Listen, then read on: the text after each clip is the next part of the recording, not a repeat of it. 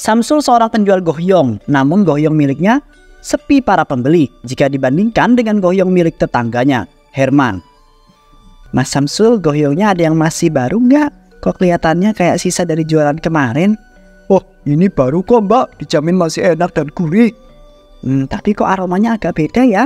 Di sisi lain gerobak Herman tampak penuh dengan antrian para pelanggan. Tiba-tiba salah satu pembeli yang awalnya di gerobak Samsul melirik ke arah Herman, kemudian memutuskan untuk pindah antrian. Oh, di sini kok sepi ya. Coba aku ke tempat Mas Herman aja deh. Katanya goyongnya lebih enak dan laris.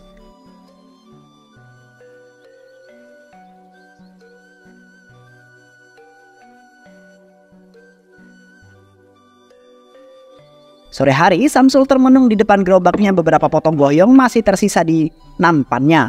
Sementara di kejauhan, tetangganya Herman sedang merapihkan gerobaknya yang sudah kosong karena dagangannya sudah ludes terjual. Masih banyak yang belum laku. Padahal aku sudah usaha sebaik mungkin, tapi tetap aja daganganku nggak seramai milik Herman. Apa yang salah ya? Apa bumbunya kurang atau mungkin harganya kemahalan? Sul, dagangannya masih ada sisanya. Kasihan banget, udah capek-capek jualan tapi tetap aja nggak ada yang beli. Lihat tuh, gerobakku kosong ludes habis, nggak tersisa. Rezeki orang beda-beda man. Mungkin aku kurang beruntung aja hari ini. Kurang beruntung atau memang nggak bisa jualan? Udah langsung Sul. Ngapain sih kamu masih mau bertahan jualan? Nggak malu dagangannya nggak laku-laku apa? Mendingan kamu berhenti aja deh dan cari usaha lain. Daripada tiap hari rugi terus, mending kamu pulang, tidur, dan mimpi jadi kaya. Man, aku tuh jualan buat cari nafkah. Aku bukannya nggak mau berusaha, tapi yang namanya dagang. Kadang laku, kadang enggak. Kamu nggak perlu ngomong kasar begitu man. Samsul, dengar ya. Kalau kamu itu terus dagang begini, kamu cuma buang-buang waktu. Pelanggan lebih suka goyong buatanku. Enak, gurih, dan pasti laku. Tapi punyamu, mungkin lebih cocok buat makanan ayam di kandang. Yaudah ya, buang-buang waktu. Aku ngobrol sama kamu. Mending aku pulang aja deh. Mau ngitung hasil penjualanku. Bye Samsul. Kurang ajar. Seenaknya aja dia ngomong begitu. Tapi apa bener ya kata-katanya? Apa aku memang gak layak jualan gohyong? Aku gak boleh kalah. Aku harus cari cara supaya daganganku lebih lari dari dia. Udahlah, mending aku pulang dulu, dipikirin di rumah daripada dipikirin di sini. Gak enak dilihat orang.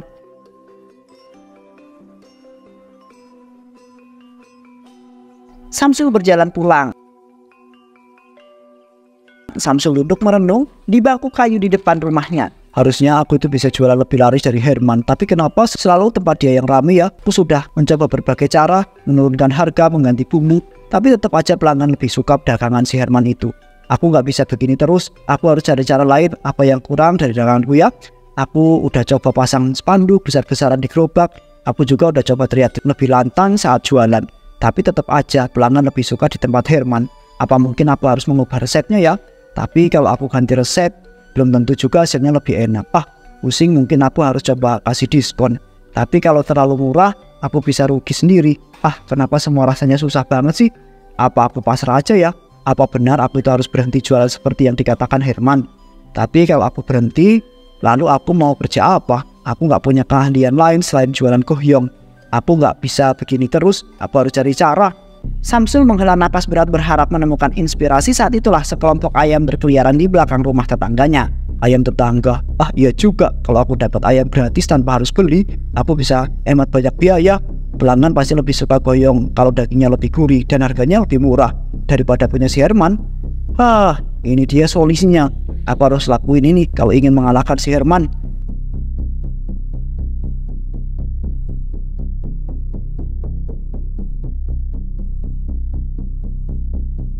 Malam tiba, Samsul mengintip dari bilik jendela di dalam rumahnya, memastikan semua orang telah tertidur. Dengan langkah hati-hati ia keluar dari dalam rumah membawa karung kosong di tangannya.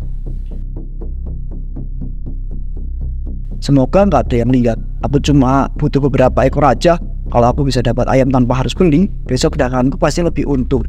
Samsul berjalan mengendap-endap menuju belakang rumah tetangganya. Samsul dengan sigap langsung menangkap ayamnya dan memasukkannya ke dalam karung.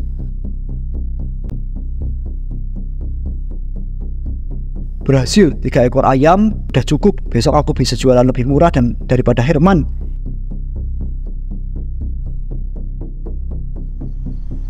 Saat di dapur, Samsul mengambil pisau dan bersiap mengolah ayam-ayam itu.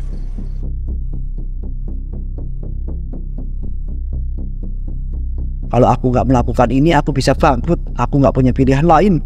Aku besok jualan lebih murah nih harganya daripada si Herman itu. Aku akan bikin semua orang beralih ke daganganku.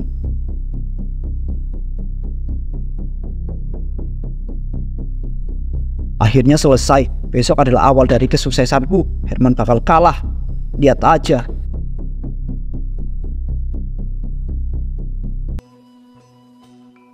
Keesokan harinya Samsul berjualan bohyong seperti biasa, namun kali ini jualan milik Samsul lebih ramai daripada milik Herman karena harganya yang lebih murah dan juga lebih enak. Samsul, aku tambah 2 porsi lagi ya, anak-anak di rumah suka banget. Katanya ini goyong terenak yang pernah mereka makan. Ya, dan harganya juga lebih murah dari yang lain. Rasanya gurih, teksturnya lebih lembut. Beda sama yang di tempat lain. Bisa aku bakal beli lagi deh buat stok di rumah. Makasih banyak ya. Pokoknya aku kasih yang terbaik buat para pelanggan setia. Aku jamin kalian gak bakal menyesal.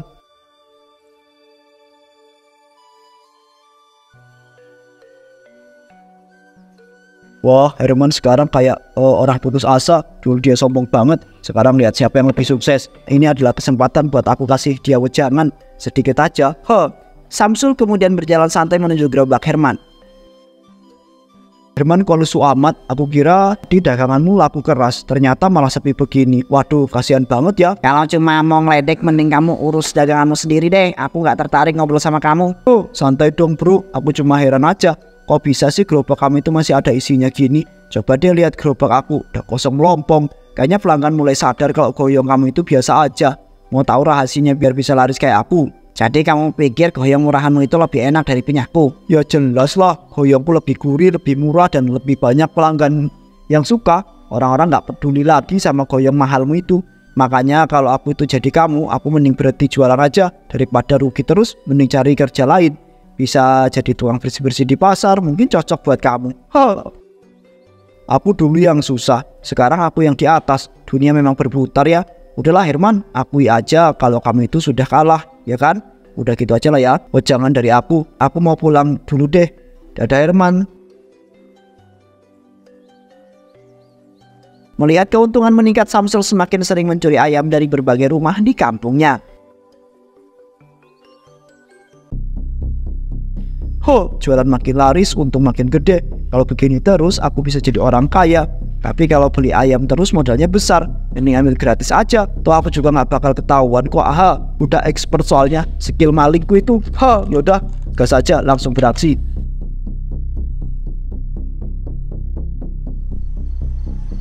Samsul kemudian kembali mencuri ayam milik tetangganya.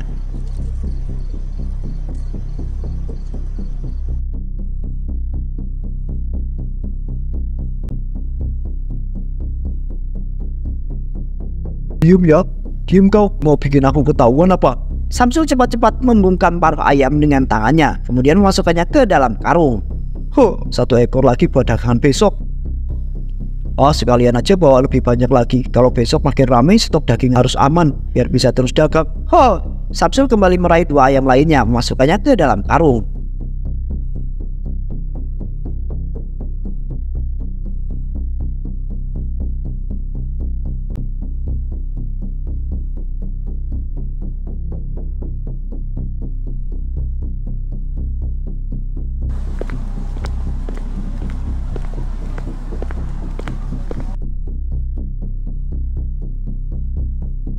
Kok berisik ya di belakang rumah? Kayak ada suara ayam ribut. Samsul langsung bersembunyi di balik semak-semak. Setelah yakin keadaannya aman, ia buru-buru kabur dari sana, membawa karung berisi ayam curian.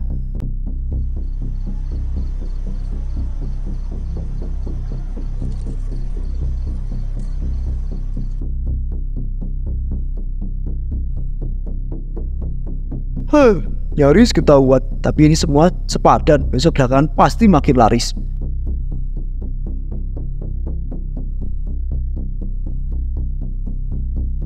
Pagi harinya di kampung, beberapa warga berkumpul di depan rumah Pak RT. Wajah mereka terlihat kesal dan juga cemas. Ini sudah kejadian yang keempat dalam seminggu. Ayam-ayam pada hilang tanpa jejak. Tidak mungkin ini kebetulan. Betul Pak RT. Semalam aku masih lihat ayam aku di kandang. Tapi pas pagi ini aku cek hilang 3 ekor. Pintu kandang terbuka padahal aku ingat betul aku sudah mengunci itu rapat-rapat. Sama Pak, ayam aku juga hilang 2 ekor. Padahal aku taruh di kandang belakang rumah. Biasanya kalau ada yang maling pasti ada suara ribut. Ini aneh banget, nggak ada suara apa-apa. Ini pasti ulah orang dalam kampung kita. Kalau maling dari luar kampung nggak mungkin bisa sehalus ini. Iya, aku juga mikir begitu, Pak. Jangan-jangan ada yang butuh ayam dalam jumlah banyak. Bisa jadi pedagang yang butuh bahan dagangannya. Ya, kemarin aku lihat Samsul sering beli ayam di pasar, tapi belakangan ini dia nggak pernah beli lagi. Tapi jualannya malah makin laris. Kok bisa begitu? Jangan-jangan dia mencuri ayam kita lagi. Kita tidak boleh langsung menuduh tanpa bukti. Tapi kalau memang ada yang mencurigakan, kita harus cari tahu. Bagaimana kalau kita malam ini kita ronda dan mengawasi kandang ayam? Setuju, kita bagi 2 kelompok saja. Kelompok mengawasi kandang-kandang warga, satu lagi diam-diam memperhatikan gerak-gerik Samsul. Kalau memang Samsul pelakunya, kita harus kasih pelajaran biar dia nggak seenaknya ambil ayam orang. Ingat, jangan main hakim sendiri ya. Kita cari bukti dulu, baru kita hadapi dia dengan kepala dingin. Warga mulai menyusun rencana untuk menangkap si pencuri ayam.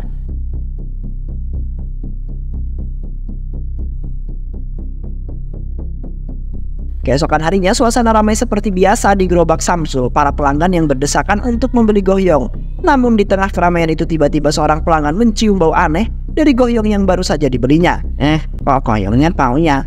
Padahal baru digoreng, tapi kenapa ada aroma aneh begini? Ya, aku juga ngerasain hal yang sama. Biasanya goyong ini baunya harum menggoda, tapi sekarang malah kayak bau daging busuk. Ini beneran masih layak makan gak sih? Aduh, mas-mas ini kebanyakan mikir. Tenang aja, goyong aku selalu fresh. Baru tadi pagi aku buat adonannya. Nggak mungkin basi, coba aja dulu. Rasanya pasti tetap enak.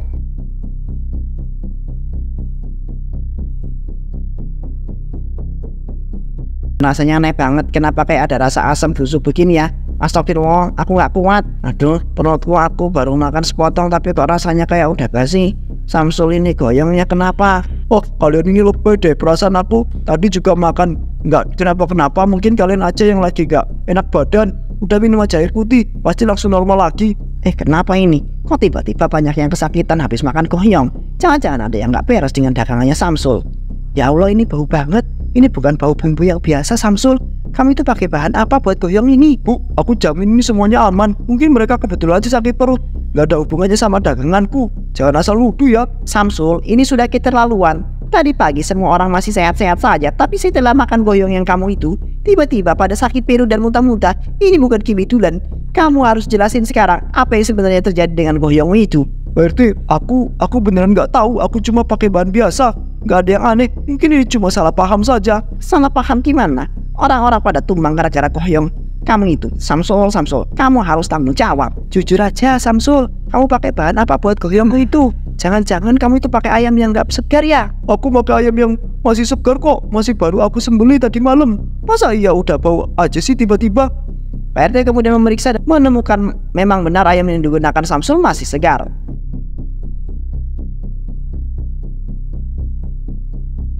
Ya, emang benar, ayamnya itu masih segar, tapi kenapa dagangan ayam yang masih segar ini pas dijadikan satu sama adonan goyongnya tiba-tiba bau busuk, ya kan? Karena para warga mulai khawatir dan takut dengan dagangan milik Samsul, mereka semua kemudian pulang. Samsul, kalau besok dagangannya masih nggak enak dan bau busuk begini, aku nggak akan beli di sini lagi deh.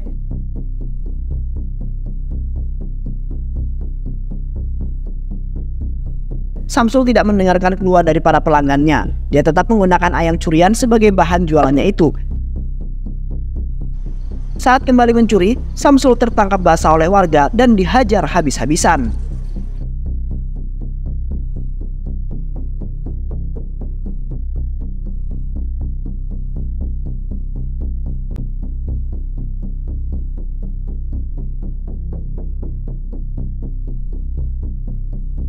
Aku harus cepat, kalau bisa dapat ayam yang lebih banyak. Besok jualannya makin laris. Herman bakal kalah telak. Iya kan, si Herman udah berhenti jualan. Cemen baru aja sepi sekali langsung berhenti jualan. Hah? Kok ada suara di belakang rumah? Siapa di luar ya? Loh, itu kan ayam aku. Maling, ayam warga keluar. Maling. Warga kampung yang sudah curiga dengan hilangnya ayam-ayam mereka berhamburan keluar rumah. beberapa membawa senter, tongkat, bahkan parang. Samsul panik mencoba lari tetapi warga sudah mengepungnya. Samsul, astagfirullah, jadi selama ini kamu maling ayam warga? Ya Allah Samsul, kamu tega banget melakukan ini. Pantesan aja goyongmu itu makin laris. Ternyata pakai ayam curian. Dasar penipu. Kami sudah curiga dari awal. Sekarang semuanya terbukti. Warga, jangan biarkan dia kabur. Samsul mencoba berlari, tapi Pak RT menarik bajunya, menyebabkan Samsul tersungkur ke tanah. Beberapa warga langsung mengerumuninya dengan wajah penuh amarah. Jelas sekarang, berapa lama kamu sudah mencuri ayam kami? Wah, tolong aku cuma butuh sedikit jualan. Aku nggak punya pilihan lain. Nggak punya pilihan? Jadi solusi kamu itu adalah mencuri dan meracuni orang-orang dengan goyang busukmu itu. Kita sudah muak dengan kebohonganmu itu Samsul. Warga kita kasih dia pelajaran saja biar kapok. Warga yang marah mulai menghajar Samsul. Pukulan demi pukulan mendarat tepat di tubuhnya.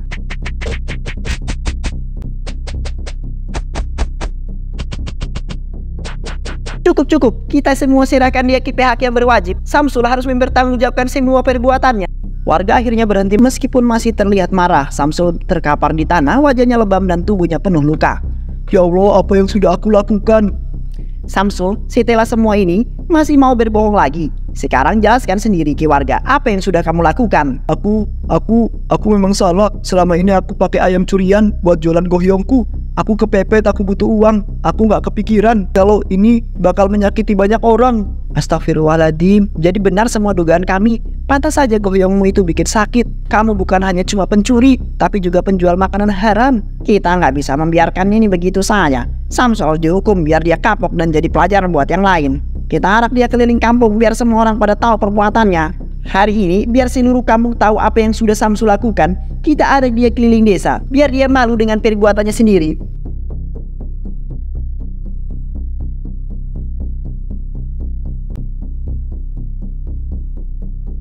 Warga mengarah Samsul keliling kampung sambil membawa papan bertuliskan pencuri ayam dan penjual makanan haram.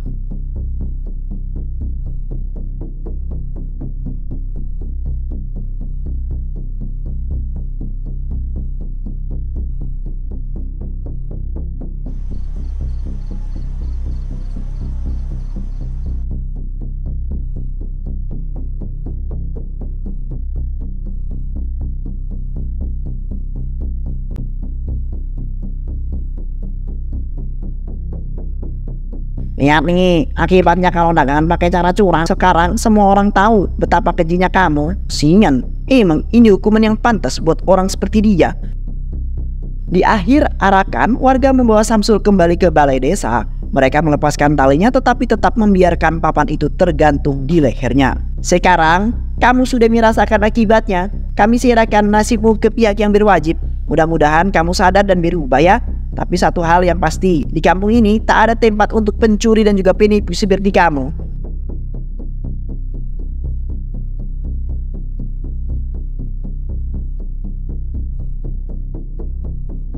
Beberapa hari setelah kejadian, tubuh Samsul mulai pulih dari luka-luka yang ia dapat akibat amukan para warga. Dengan penuh harapan ia kembali membuka lapaknya di pasar berharap ada pelanggan yang datang membeli goyongnya. Namun harapan itu segera pupus begitu ia melihat reaksi orang-orang di sekitarnya. Ayo goyong fresh, enak, gurih, murah-murah, silakan dibeli. Astagfirullahaladzim, dia masih berani jualan. Siapa yang mau beli goyong dari pencuri ayam? Orang kayaknya mana bisa dipercaya lagi. Udah terbukti curang, terus sekarang masih berharap kita beli dagangannya. Ibu-ibu, bapak-bapak, aku jamin sekarang goyong aku bersih, halal dan enak. Aku sudah tobat, tolong beri aku kesempatan sekali lagi. Samsul, mau jamin gimana? Dulu kamu juga ngomong seperti itu, tapi ternyata bohong. Orang gak bakal percaya lagi sama kamu. Itu dia penjual goyong haram. Jangan beli nanti sakit perut.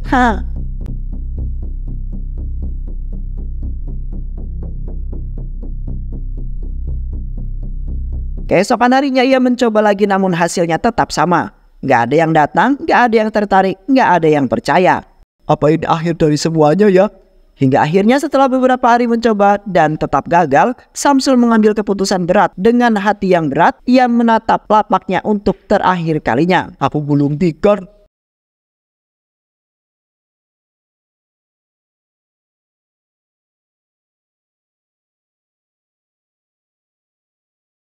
Beberapa hari setelah gulung tikar, Samsul mulai merasakan keganjilan pada tubuhnya.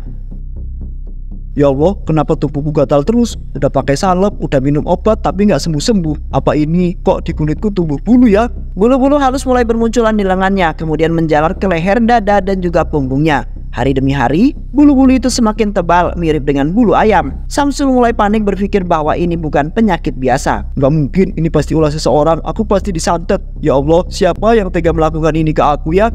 Dalam kebingungan, Samsul teringat sesuatu yang ia kemudian bergegas pergi ke masjid untuk meminta nasihat dari seorang ustadz.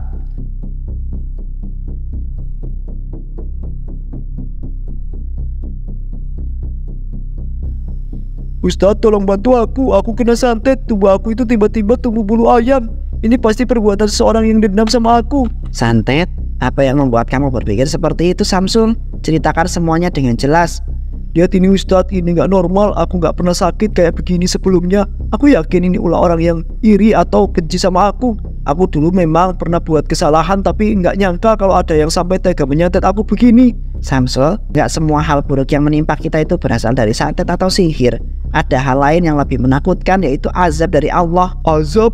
Maksud Ustadz? Samsul, kau telah mencuri, menipu, dan merugikan banyak orang dengan goyang fusukmu. Kau nggak hanya mencemarkan nama baik dirimu sendiri, tapi juga merugikan banyak orang, bahkan merugikan banyak nyawa. Ini bukan santet, Samsul. Ini adalah balasan atas perbuatanmu sendiri. Allah memberikan peringatan agar kau itu sadar dan bertobat. Jadi semua ini bukan karena santet. Ini karena aku, karena dosa-dosaku. Allah Maha Mengampun tetapi juga Maha Adil. Mungkin ini caranya menyadarkan agar kembali ke jalan yang benar. Jika kau sungguh-sungguh ingin berubah, bertobatlah dengan sepenuh hati. Jangan hanya karena takut azab, tetapi karena kau benar-benar menyesal atas semua yang telah kau lakukan. Ya Allah, aku menyesal. Aku benar-benar menyesal. Ampuni aku ya Allah. Berikan aku kesempatan untuk memperbaiki semuanya. Aku gak mau hidup dalam azabmu. Aku ingin kembali ke jalanmu ya Allah. Allah selalu membuka pintu taubat bagi hambanya, Samsul. Jika kau bersungguh-sungguh, mulailah dari sekarang. Perbaiki diri, perbaiki hubungan dengan sesama. Dan yang terpenting, jangan ulangi kesalahan yang sama. Setelah keluar dari masjid, Samsul masih merasa gelisah.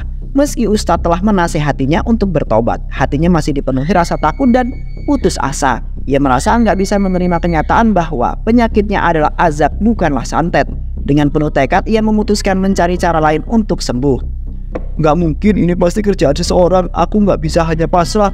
Aku harus menemukan cara untuk menyembuhkan diriku sendiri. Dengan langkah tergesa-gesa, Samsul pergi menuju rumah seorang dukun yang terkenal di kampung sebelah.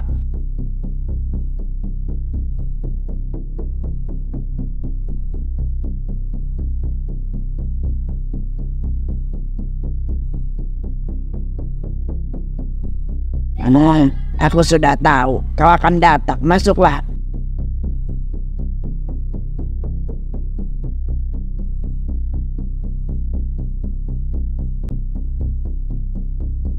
Jadi kau datang untuk meminta kesembuhan. Aku bisa melihat penyakitmu. Tubuhmu perlahan-lahan berubah menjadi sesuatu yang bukan manusia. Benar Mbah, aku mau tolong sembuhkan aku ya. Apapun yang harus aku lakukan, aku akan lakukan. Penyakitmu itu berat, tapi ada cara untuk menyembuhkannya. Aku akan melakukan ritual khusus. Namun, kau harus menyerahkan sebagian dari jiwamu. Sebagian jiwaku? Maksudnya apa ya Mbah? Kau nggak perlu tahu detailnya. Yang jelas, ini adalah satu-satunya cara agar kau bisa kembali seperti semula.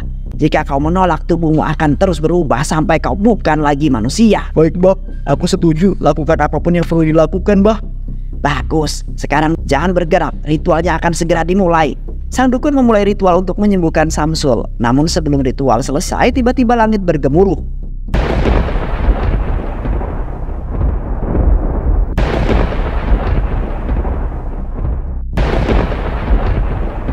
Apa ini? Ada sesuatu yang tidak beres. Tiba-tiba dari langit yang gelap, kilatan petir menyambar dengan keras tepat mengenai tubuhnya Samsul.